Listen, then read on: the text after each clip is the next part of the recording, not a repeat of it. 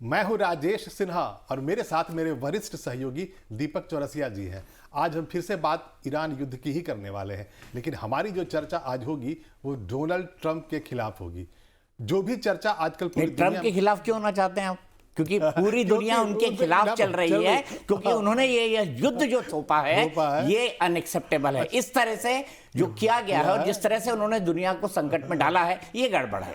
मैंने तो ये कहा कि पूरी दुनिया में लोग उनके खिलाफ हो रहे हैं, लेकिन सच्चाई तो यही है दीपक सर कि खुद अमेरिका में ही लोग उनके खिलाफ खड़े हो रहे हैं। अभी 2-3 दिन पहले की बात है, नो किंग्स प्रोटेस्ट तीसरी बार होता है और वहां पर 90,000 से ज्यादा लोग वहां सड़कों पर उतरे। और जो इस बार जो सबसे अच्छी बात ये रही वहां, अगर हम अमेरिकन के नजरिए से देखें तो वो ये है कि छोटे छोटे शहरों में, छोटे छोटे कस्बों में और गाँवों में और लाखों लोग सड़क पर उतरते हैं और कहते हैं कि डोनाल्ड ट्रंप, हमने आपको राष्ट्रपति बनाया है, आप राष्ट्रपति की तरह बिहेव कीजिए, आप राजा की तरह बिहेव क्यों कर रहे हैं। तो ये तीसरा वहाँ पर प्रोटेस्ट था डोनाल्ड ट्रंप के खिलाफ।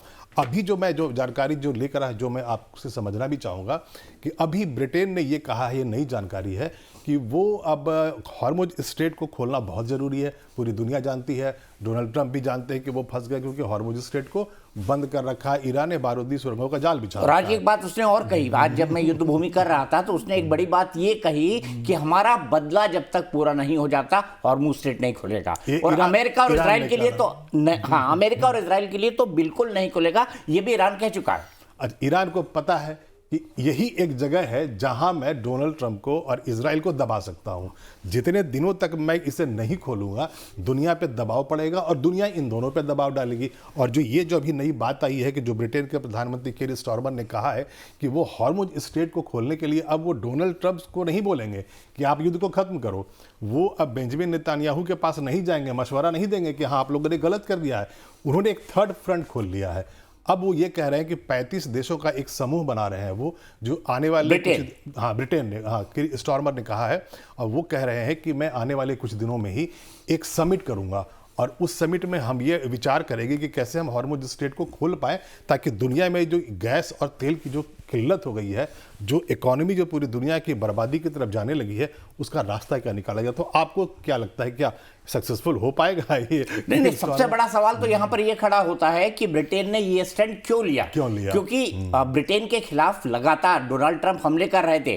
कीर स्टारमर के बारे में तो पर्सनल हो गए, उन्होंने कई बातें उनके बारे में व्यक्तिगत तौर पर कही जो शायद अमेरिका के राष्ट्रपति को कीर स्टारमर के बारे में नहीं कहनी चाहिए थी। वैसे तो किसी के बारे में कुछ भी बोल देते हैं, इमैनुअल मैक्रो के बारे में बोल देते हैं, उनकी व्हाट्सएप चैट को सार्वजनिक कर देते हैं। लेकिन मुझे लगता है कि ट्रंप इस बात से बहुत नाराज हैं कि नाटो देशों ने उनका सहयोग नहीं किया है। ये जो नाटो देश बने थे, नॉर्थ अटलांटिक ट्रीटी ऑर्गेनाइजेशन, ये तमाम देश एक दूसरे की ऐसे युद्धों से, ऐसे मैं इसलिए कह रहा हूं, युद्धों से सुरक्षा के लिए बनाए गए थे, ताकि अगर उनके कोई एक देश पर हमला होता है, क्योंकि इसमें बड़े बड़े छोटे छोटे देश भी शामिल है, उसको पूरे नाटो ऑर्गेनाइजेशन पर हमला माना जाए। लेकिन वो अमेरिका जो नाटो को कहता था खड़े हो जाओ तो वो खड़े हो जाते थे, वो बैठ जाओ तो बैठ जाते थे, बोलता था उठक बैठक लगाओ तो वो उठक बैठक लगाते थे। अब डोनाल्ड ट्रंप ने ऐसा क्या कर दिया जिसके चलते ये देश उनके साथ नहीं खड़े हैं? डोनाल्ड ट्रंप ने ये भी कहा कि हॉर्मुज स्ट्रेट को खोलने के लिए तमाम देशों को मिलकर साथ आना चाहिए, लेकिन कीर स्टारमर ने तो बिल्कुल कोई नहीं आया, बिल्कुल कोई नहीं आया। और बल्कि तुर्की के लिए सब कह रहे हैं, नाटो के चीफ ने भी कहा था कि भाई तुर्की पर जो हमला आप कर रहे हैं तो उनको बचाना जरूरी है।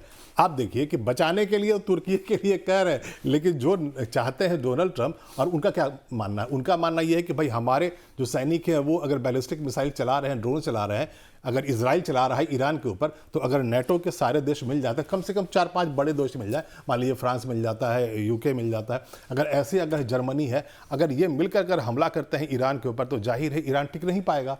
क्योंकि एक बहुत बड़ा जो प्रॉब्लम है जियोग्राफी का अमेरिका के लिए। अगर ये वाशिंगटन और न्यूयॉर्क के पास से हमला करने वाला कोई देश होता तो अब तक तो क्या कर चुके होते। लेकिन मजबूरी ये है कि यहाँ उन्हें काफ़ी दूर से मिसाइल चलाना पड़ेगा।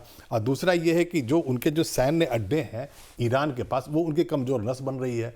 इजराइल के जो ईरान कह रहा है खाली करो सैन्य अड्डे, तभी बातचीत होगी, तभी अच्छा बहुत सॉफ्ट टारगेट्स हो गया। और एक बार ये बयान है डोनाल्ड ट्रंप का इसी युद्ध के वक्त का कि उन्हें ये अंदाजा नहीं था कि जो खाड़ी के देश में जो सैन्य अड्डे उन्होंने बना रखे हैं वहां पर हमला होगा। जो स्ट्रेटेजी उन लोगों ने बनाई थी तो उनको क्या लग रहा, हम तो इतनी दूर है, हमको कौन मार पाएगा, यही वो सोचते थे ना, हम तो 7 समंदर पार है, हम पर कोई आतंकवादी हमला कैसे होगा। मुझे याद है मैंने 2001 का 9/11 पूरा कवर किया था, 1 महीने में अमेरिका में रहा था जब तक अफगान वॉर शुरू नहीं हुई गई थी, तो उनका ये मुगालता टूट गया था। अब ट्रंप को ये लग रहा था कि वो कूदेंगे तो सब कूद जाएंगे, लेकिन सब ने ट्रंप को अंगूठा दिखा दिया। जब अंगूठा दिखा दिया तो वो ट्रंप के ईगो पर भी लगा, वो उनकी स्ट्रैटेजी पर भी लगा, और ट्रंप अपनी स्ट्रैटेजी में अभी तक इस युद्ध में पूरी तरह से गिरते हुए दिखाई दे रहे हैं हर फ्रंट पे। पहले उनसे ये गलती हो गई, पहले उनका जो कैलकुलेशन था ईरान की ताकत के बारे में वो गलत हो गया। उन्हें ये लगा कि जब हम वहाँ के सुप्रीम लीडर को ही मार देंगे तो बचेगा क्या, वहाँ तो कोई ऑर्डर देने वाला नहीं होगा, तो वो गलत हो गया। उन्होंने ऐसा बना करके रखा बता पूरी स्ट्रेटजी कि जो ब्रिगेड्स थे 31 जो IRGC के, उन्होंने हमला करना शुरू कर दिया। दूसरा, उन्हें ये लगा ही नहीं था कि जो सैन्य अड्डे अमेरिका के हैं उन पे हमला करेगा ईरान, ताकत ही नहीं बचेगी, वो तो ये मानकर चल रहे थे। तो जो मुझको लग रहा है दीपक सर कि ये है कि डोनाल्ड ट्रंप ने ये सोचा था कि उनका जो रोल होगा वो सिर्फ इतना होगा जैसा कि एक साल पहले हुआ था कि ईरान अगर पलटवार करता है इजराइल के ऊपर तो उसके बैलिस्टिक मिसाइल्स को ये न्यूट्रलाइज करेंगे हवा में। उनको यही लग रहा होगा कि हमको तो यही करना होता है, हमने 1 साल पहले भी यही किया था। 12 दिनों का जब युद्ध हुआ था जून 2025 में ईरान और इजराइल के बीच में, तो इजराइल डोनाल्ड ट्रंप ने कहा था कि हमने इनके परमाणु ठिकानों को पूरी तरह से ध्वस्त कर दिया है। ऑब्लिगेटेड शब्द का इस्तेमाल किया था, जिसका मतलब होता है नामो निशान मिटा दिया। लेकिन उसके बाद जब इस बार जब हमला किया तो फिर वही बात कह रहे हैं, वो कह रहे हैं कि नहीं, आज भी जो बयान अभी उनका आया था, आज का भी बयान यही है कि हमने तो यही सोचा था कि भाई उनके परमाणु जो उनका जो कार्यक्रम है परमाणु, हम उसे रोकना चाहते थे, बंद करना चाहते थे, और हमारा काम पूरा हो गया। आज भी देखिए बयानबाजी देखिए, वो ये कह रहे हैं हम जिस मकसद के साथ ईरान पर आए थे हमला करने वो हमारा पूरा हो गया। उन्होंने कहा कि सत्ता परिवर्तन हमारा लक्ष्य नहीं था, अब चूंकि वो देख चुके हैं कि वहां पर खमनी रेजिम अभी भी है, पिता नहीं रहे हैं लेकिन बेटा खमनी तो अभी भी है, तो अब वो ये तो कह नहीं सकते हैं कि मैंने रेजिम बदल दी, खमनी रेजिम बदल दी, वो अभी भी है। IRGC का कमांडर इन चीफ दोबारा बन चुका है। तो अब वो कह क्या रहे हैं कि नहीं, हम यहां आए थे कि हमें परमाणु कार्यक्रम को रोकना था। तुलसी गबार्ड ने पहले लिखित बयान अमेरिका में ही दिया है, कह रहे वहां परमाणु कार्यक्रम चल ही नहीं रहा था, तो कौन सा परमाणु कार्यक्रम आप रोकने आए थे। तो अब यहां पर 2 बातें जो मुझको लग रही है, आप बताएंगे डिटेल में। इजराइल को लग रहा था कि बहुत आसान एक तरीका सामने नजर आ रहा है कि अगर गाजा पट्टी में हमने हमास को खत्म कर दिया है, हिजबुल्लाह ऑलमोस्ट सांसें अपनी गिन रहा है, हुथीज बहुत दूर है, इजराइल पर सीधा हमला हुथीज कर नहीं पाते हैं, वो लाल सागर में हमला करते हैं और अमेरिकन जहाज़ों पे करते हैं। तो उनको क्या लगा कि अब एक ईरान ही बच रहा है, तो 12 दिन में हमने उसके आधे से ज़्यादा तो मिसाइलों को बर्बाद कर दिया। इस बार अमेरिका को फिर से मिला लेते हैं, जो बचा खुचा है वो हम बर्बाद करके ईरान को हमेशा के लिए शांत कर देंगे, बस किसी तरह एक देश चलता हुआ रहेगा। लेकिन यहीं पर सीनियर खमनई अयतुल्ला खमनई की जो स्ट्रेटेजी थी वो इतनी भारी पड़ गई कि आज गले की हड्डी बन गया और डोनाल्ड ट्रंप कहीं के नहीं रहे। हमने एक वीडियो पहले बनाए थे कि ना वो घर के रहे ना घाट के रहे, तो हमने ये पहले भी चर्चा की थी और वो बिल्कुल ये सही साबित हो रहा है कि डोनाल्ड ट्रंप का कैलकुलेशन मिस कैलकुलेशन हो गया और वो बुरी तरह से फंस गए हैं। और आज स्थिति ये हो गई कि नेटो ने साफ कह दिया है कि अब आपकी जरूरत हमें नहीं है। एक तरफ वो कह रहे हैं कि हम नेटो से बाहर निकल जाएंगे। नहीं, इसके बहुत बड़े बड़े इंप्लीकेशन है राजेश जी। ये कोई साधारण चीज नहीं है। अगर नेटो खत्म हो जाता है तो रशिया कहाँ होगा, क्योंकि रशिया तो नेटो के खिलाफ पहले से ही खड़ा था, क्योंकि वो नहीं चाहता था कि यूक्रेन नेटो के अंदर शामिल हो और उसके बगल में कोई ऐसा देश आए जो नेटो की शक्ति अपने पास रखता हो। यानी नेटो की तो इतनी बड़ी शक्ति है दुनिया में, उतनी शक्ति किसी के पास नहीं। अमेरिका, ब्रिटेन, जर्मनी, फ्रांस सब आपस में मिल जाए। अब यहाँ हो क्या रहा है, यहाँ नाटो के संदर्भ में ये हो रहा है कि अमेरिका बाहर निकल जाता है, या कीर स्टारमर ने एक तरह से अमेरिका को बाहर कर दिया, अमेरिका को सीन से बाहर कर दिया। तो नया वर्ल्ड ऑर्डर क्या होगा, चाइना कहां खड़ा होगा, रशिया कहां खड़ी होगी, दुनिया कहां खड़ी होगी, अमेरिका अलग थलग होगा। डोनाल्ड ट्रंप इसके मैं मानता हूं कि वो सर्वशक्तिशाली देश के राष्ट्रपति हैं, उनके पास अपनी क्षमताएं हैं, लेकिन अमेरिका अभी तक चलता था अपनी कूटनीति के बल पर। लेकिन डोनाल्ड ट्रंप आने के बाद उस कूटनीति को एक एक करके खत्म करते जा रहे हैं, नष्ट करते जा रहे हैं, अपने संबंध यूरोपीय मुल्क से बिगाड़ते जा रहे हैं। तो मुझे लगता है ये बड़े खतरे वाली बात है और आने वाले समय में इससे चीन और रशिया का दबदबा जो है अपने अपने इलाकों में थोड़ा और बढ़ेगा और यूरोप के जो बाकी देश हैं वो ये सोचेंगे कि उनको नया एलायंस पार्टनर कौन चाहिए, अमेरिका चाहिए या कोई और देश। आप ये इशारा ये कर रहे हैं कि आने वाले दिनों में हो सकता है कि यूरोप के जो देश हैं उनकी दोस्ती भारत से ज़्यादा हो जाए, क्या पता वो चीन के करीब आ जाए, क्या वो रूस के साथ भी आ सकते हैं? भाई सीधा रूस से उनका झगड़ा तो रहा नहीं है। जब अमेरिका और यूएसएसआर के बीच में जब कोल्ड वार होता था, जब भी वहाँ वर्ल्ड वार के बाद जो दोनों में कोल्ड वार होता रहा तो बाइपोलर दुनिया थी, दोनों सुपर पावर्स थे। लेकिन क्या ऐसा भी हो सकता है कि आधा यूरोप रशिया के साथ आ जाए अगर डोनाल्ड ट्रंप से उनका झगड़ा होता है? मुझे नहीं पता, मैं इस वक्त नहीं कह सकता कि आने वाली समय में क्या परिस्थिति बनेगी, आगे स्ट्रेट ऑफ हॉर्मुज का क्या होता है, 35 देशों की जो मीटिंग बुला रहे हैं अभी कीर स्टारमर, उसका क्या होता है, इस युद्ध का क्या होता है, बातचीत की टेबल पे कौन आता है, किस तरीके से आता है। मेरे ख्याल से इसका असेसमेंट उसके बाद कर सकते हैं। हमको इस पूरी सिचुएशन का मैं ओवर सिंप्लीफिकेशन नहीं करना चाहता, पर मैं ये जरूर कहना चाहता हूं कि ये युद्ध एक नए वर्ल्ड ऑर्डर को खड़े करने की दिशा में आगे बढ़ रहा है। कम से कम नाटो के टूटने के संकेत के बाद मुझे यही लगता है। तो नाटो अगर कमजोर पड़ जाएगा तो उसका नुकसान तो यूरोप को ही होना है। हाँ, लेकिन अमेरिका भी नाटो से अगर बाहर हो जाता है तो नाटो खत्म हो जाएगा। और शायद डोनाल्ड ट्रंप इस बात को जानते हैं कि अमेरिका के बाहर होने से यूरोप का बड़ा नुकसान है,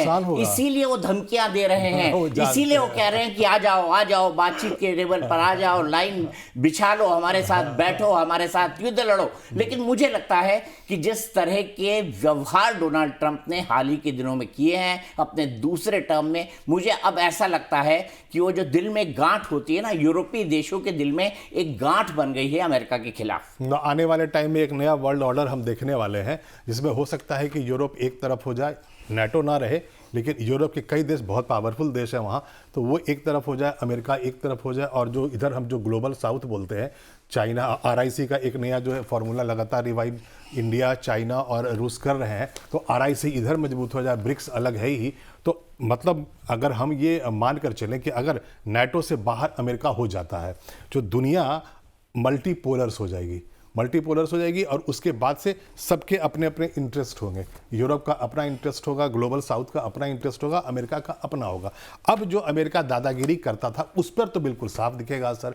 अकेले क्या अमेरिका किसी देश पर हमला कर पाएगा? अगर उसके पास सपोर्ट नहीं होगा तो क्या वो इराक की तरह हमला कर पाएगा? क्या वो वेनेजुएला दोबारा कर पाएगा? क्या वो ईरान पे दोबारा हमला कर पाएगा? मुझको तो लगता है नहीं करेगा। आप इसको बता सकते हैं? इसके बारे में तो ट्रंप को सोचना होगा, क्योंकि जो कुछ हो रहा है वो अमेरिका की जो फॉरेन पॉलिसी अभी तक रही है कि यूरोप हमारे डार्लिंग है, यूरोप के साथ हमको मिलकर बैठना चाहिए, बात करनी चाहिए। लेकिन जिस तरह की ट्रंप ने हरकतें की है, जिस तरह के यूरोप के नेताओं को उन्होंने व्यक्तिगत तौर पर निशाना बनाया है, तो मैंने यही कहा है वो गांठ बन गई है। और वो जो गांठ है मुझे फिलहाल टूटती हुई तो नहीं दिखाई देती। ट्रंप के अभी लगभग कितने साल बचे हैं? 2.5 से पौने 3 साल के आसपास इतने बचे हुए हैं। ट्रंप को भी पता है वो दूसरी बार राष्ट्रपति नहीं बनेंगे। तो ट्रंप अभी सटोरियर के रोल में है। मैं ये कहूंगा वो ज्यादा से ज्यादा पैसे कमा लेना चाहते हैं, इसीलिए शेयर बाजार के खुलने से पहले वो कुछ कहते हैं। अच्छा, जानबूझ के कहते हैं ताकि पेट्रोल डीजल की कीमतें बढ़े, ताकि शेयर मार्केट ऊपर नीचे हो।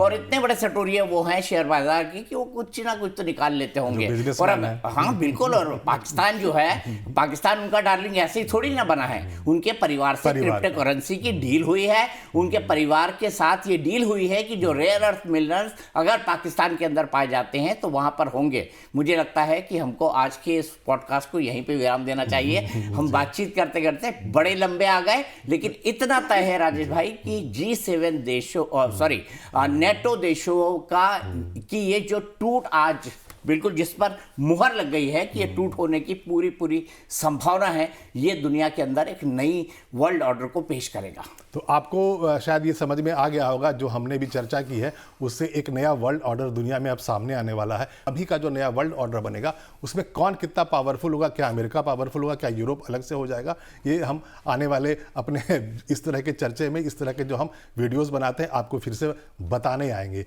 और तब तक के लिए आपका धन्यवाद।